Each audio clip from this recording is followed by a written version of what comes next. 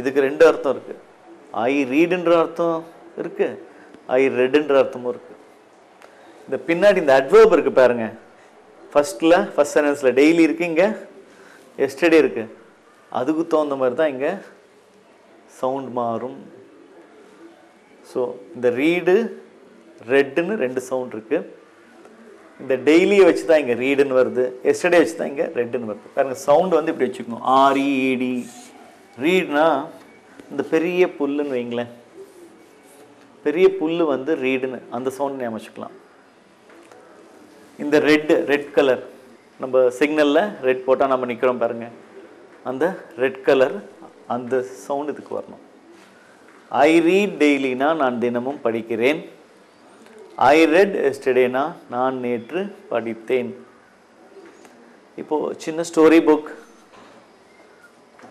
அதாவது novels, comics, அந்த மாதிரி இதுக்கு ரீட் போடலாம். நியூஸ் பேப்பருக்கு ரீடு.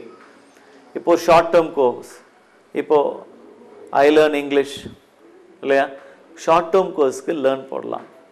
இப்போ காலேஜில் படிக்கிறதுக்கு ஸ்டடி. ஐ ஸ்டடி வெல்னா நான் நன்றாக படிக்கிறேன், படிப்பது உண்டு, படிக்கிறது உண்டு. இப்போ அதையே அந்த ஸ்டடியை வச்சு கேட்கலாம் பாருங்கள் அடுத்தவங்களை. ஐ ஸ்டடி வெல்னு நமக்கு சொல்கிறோம், மற்றவங்களுக்கு கேட்குறீங்க. அந்த ஸ்டடியில் என்ன இருக்குது, டூ இருக்குது, two plus study, do you study well. இப்போ ஒரு ஸ்கூல் போகிற பையனையோ காலேஜ் போகிற பையனையும் நம்ம எப்படி கேட்கலாம், நீங்கள் நல்லா படிக்கிறீங்களா தம்பி, நீங்கள் நல்லா படிக்கிறீங்களா sir, to you study well, சரிங்களா?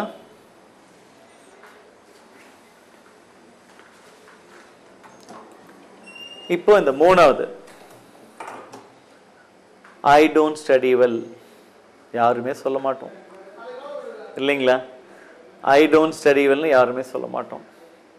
பட் நல்லா படிக்கிறவர் என்ன சொல்றாரு, நான் தினைக்கும் நல்லா படிக்கிறது இல்லையா, பரீட்சையும் போது படிக்கிறேன் அப்படின்றாரு. I don't study well daily, but before exam I study well, சரிங்களா? ஒருத்தர் நல்லா தான் படிக்கிறார், எதிர்மறையாக சொல்கிறார் ஐ டோன்ட் ஸ்டடி வெல், அதுக்கு நம்ம ஆச்சரியத்தில் கேட்குறது அந்த நெகட்டிவ் சாரணும், டோன்ட் யூ ஸ்டடி வெல், சரிங்களா?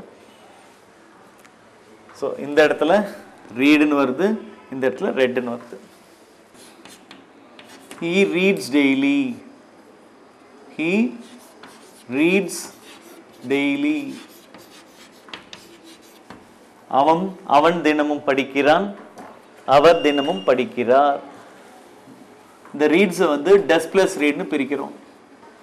இந்த ரீட்ஸ் எப்படி பிரிக்கிறோங்க, டஸ் பிளஸ் ரீட். ஸோ டஸ் வெளியே வந்துடும், இந்த ஹீ உள்ளார வந்துடும் கொஸ்டின் பண்ணுறதுக்கு. டஸ் ஹீ ரீட் டெய்லி,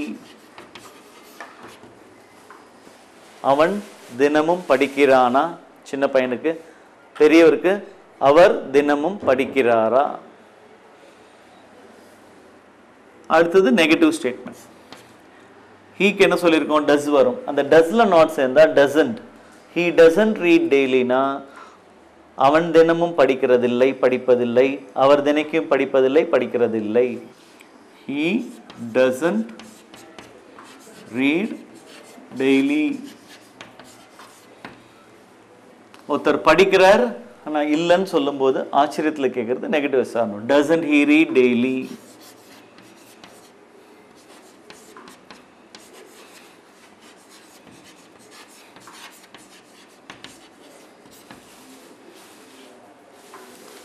இப்போ 2-5 ஒரு பேரண்ட் ஸ்கூலுக்கு போகிறாங்க.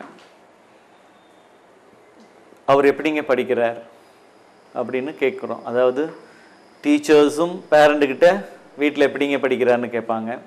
அதே மாதிரி வைசி வர்சா. அதுக்கு எப்படி கேட்கலாம், இந்த மாதிரி தான். How does he read.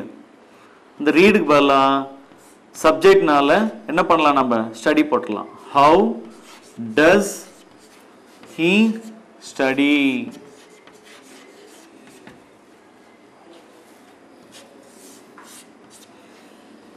நாலுல 6 இந்த லிட்டில் ஃபிங்கரில் இந்த கட்டவரல் தம்.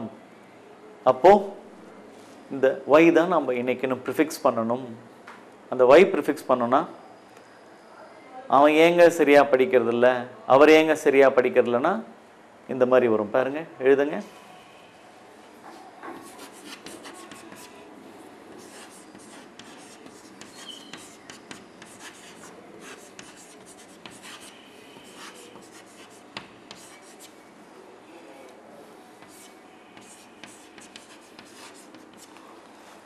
why doesn't he read டெய்லியும் போடலாம்.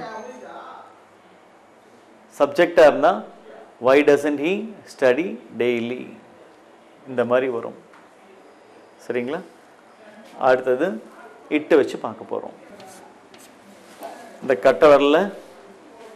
கட்டவரில் பார்த்தோம்னா he she இட்டு இருக்கு. இட்டுக்கு அதாவது பைக்குக்கு நல்ல மைலேஜ், காருக்கு நல்ல மைலேஜ், அது எப்படி சொல்லலாம் பாருங்க இங்கிலீஷில், it gives good mileage.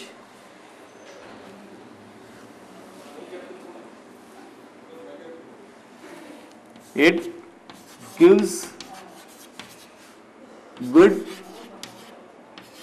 Mileage. சரிங்களா? இதுக்கு இந்த பாக்கி 5 இந்த 6 ஃபார்மேட் எப்படி வரும்ன்ட்டு நீங்களே எழுதி வச்சிருப்பீங்க.